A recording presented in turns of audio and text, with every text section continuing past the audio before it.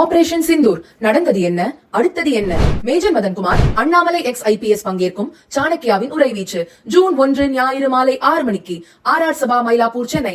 அனுமதி இலவசம். அனைவரும் வருக. பிரதமர் மோடி தலைமையிலான பாஜக அரசு நாட்டை தவறாக வழி நடத்தியுள்ளதாக காங்கிரஸ் கட்சியின் தேசிய தலைவர் மல்லிகார்ஜுன கார்கே குற்றம் சாட்டியுள்ளார்.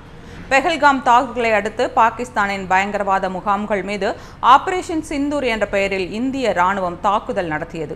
இந்த தாக்குதலில் இந்திய ஜெட் விமானங்கள் வீழ்த்தப்பட்டதாக பாகிஸ்தான் ராணுவம் தெரிவித்திருந்த நிலையில் பாகிஸ்தானின் கருத்தை இந்திய ராணுவம் தொடர்ந்து மறுத்து வந்தது.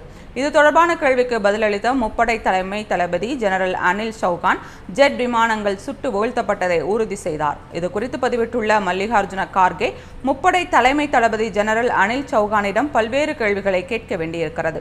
ஆனால் அதற்கு நாடாளுமன்றத்தின் சிறப்பு கூட்டத்தொடர் உடனடியாக கூட்டப்பட்டால் மட்டுமே இவற்றை கேட்க முடியும்.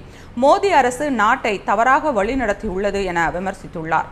பாகிஸ்தான் இந்தியா இடையேயான போரில் மத்தியஸ்தம் செய்வதாக அமெரிக்க அதிபர் மீண்டும் மீண்டும் கூறி வருவது சிம்லா ஒப்பந்தத்தை அவமதிப்பது ஆகும் என்று கார்கே தெரிவித்துள்ளார்.